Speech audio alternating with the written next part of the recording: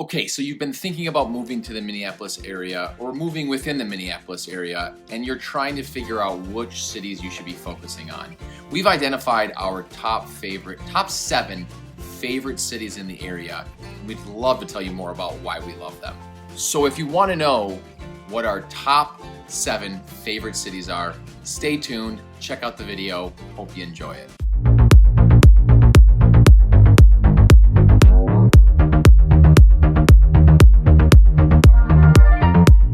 What's up, everybody? My name's AJ Pedersen, and on this channel, we talk about everything related to Minneapolis and the surrounding area. So if you want to know what it's like to eat, sleep, play, work, and live in the Minneapolis area, this is the perfect channel for you. Hit the subscribe button below and hit the bell so you'll get notified when we post new videos. Comment, like, let us know how we're doing. All the time, we get people reaching out to us, asking us about the Minneapolis area, about surrounding cities, about the things to do.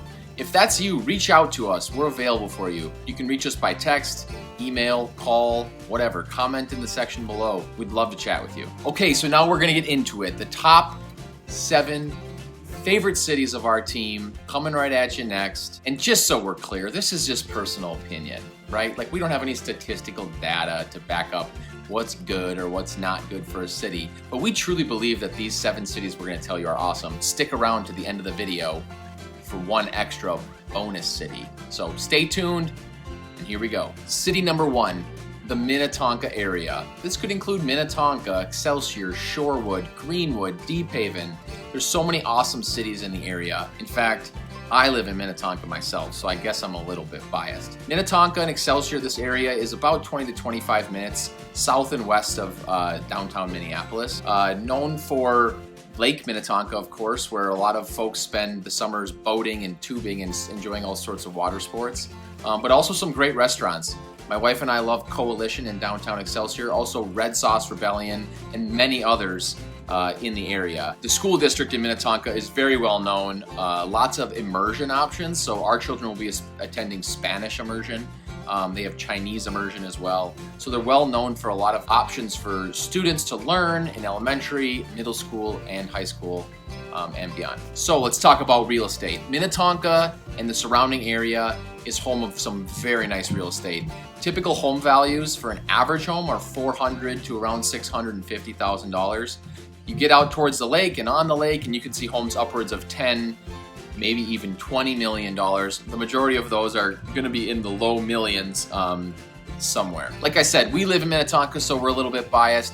We took a home that was in complete shambles and we gutted it and redid it to be perfect for our family, and we are never gonna move anywhere. We love Minnetonka. That's our first city. City number 2, Stillwater, Minnesota. It's a little bit outside of Minneapolis and it's on the east side of town, so it's more of a St. Paul suburb, but we're gonna include it in here anyways. It's just under 30 minutes east of St. Paul, maybe 35 east of Minneapolis.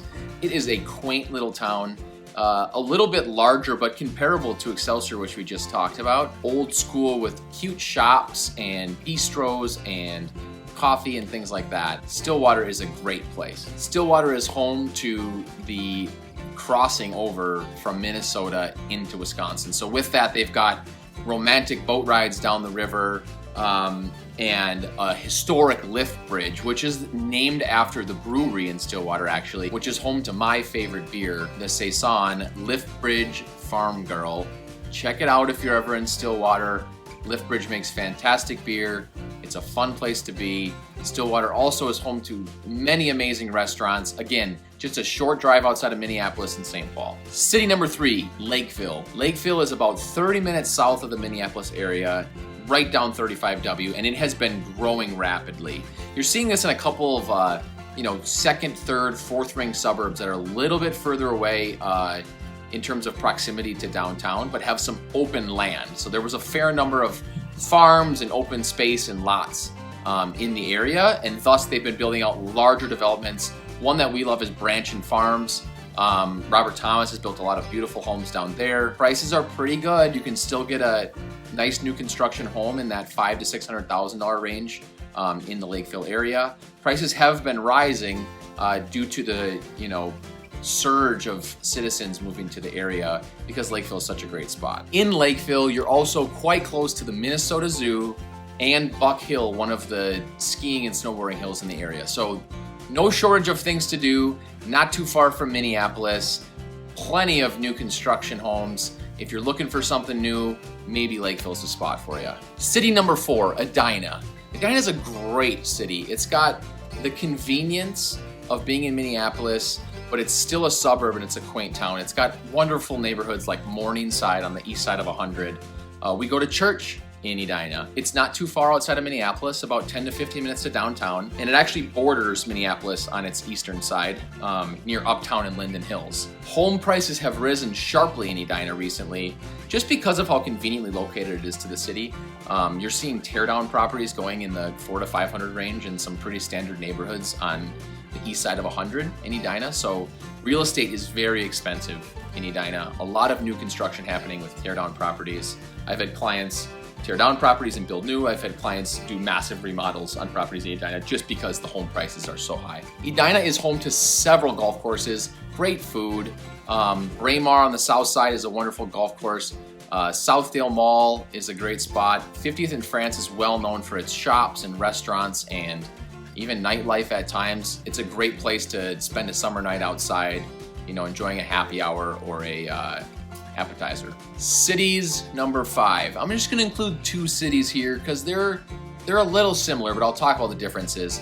Maple Grove and Plymouth. They're northwestern suburbs of the Minneapolis area, 20 to 25 or 30 minutes depending on which part of town you're in. 2 different school districts in the area, the Osseo Maple Grove School District on the north side, the Wayzata School District on the south side. Some of Plymouth even crosses over into the Robbinsdale District as you get closer to 169 area. But they're both fantastic areas for different reasons, of course, right? There's a lot of commercial activity, strip malls, places to shop. If I ever want to go to Lowe's, Plymouth is my place to go, Highway 55.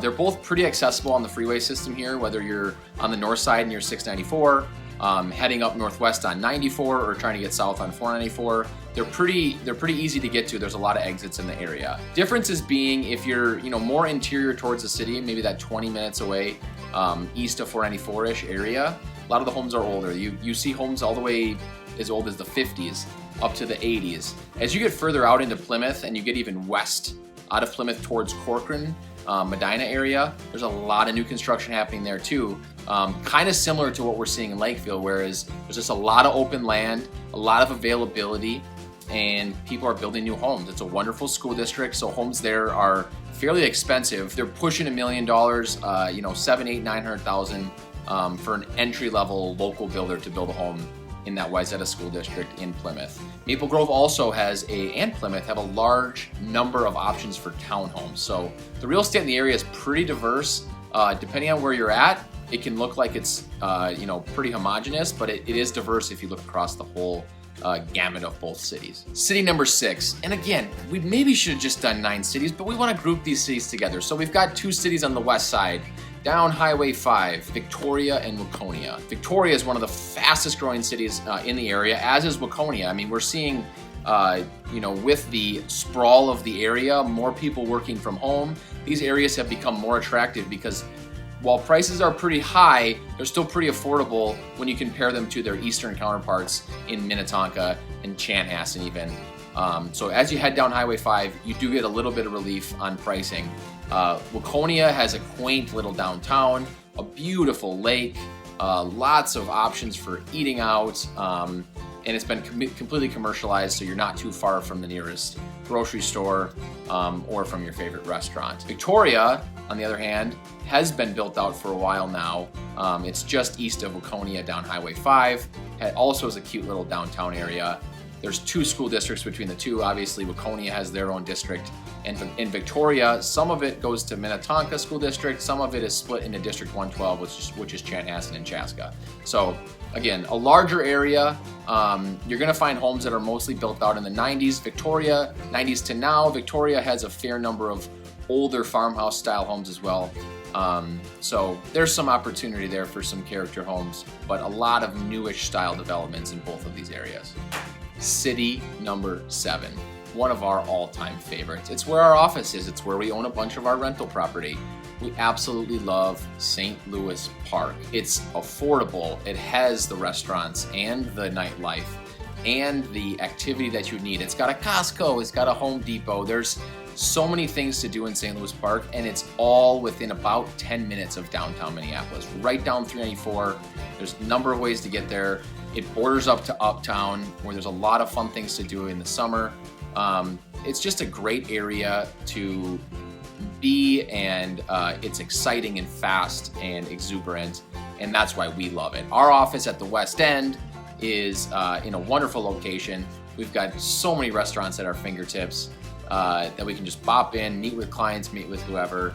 We love St. Louis Park. The city is blocked off very nicely, easy to understand. So many different wonderful neighborhoods, wonderful walking paths, parks, dog parks. There's something for everybody in St. Louis Park. All right, so I told you we have a bonus city, and it's not really a Minneapolis area city. But as you know, Minnesota being the land of 10,000 lakes, and one of those lakes that does come over into Minnesota from Wisconsin is Lake Superior. And on Lake Superior is one of our favorite cities, 2 hours north of the area, Duluth. It's a beautiful town, home to Grandma's Marathon. There are even 1,000-foot boats that come through the harbor.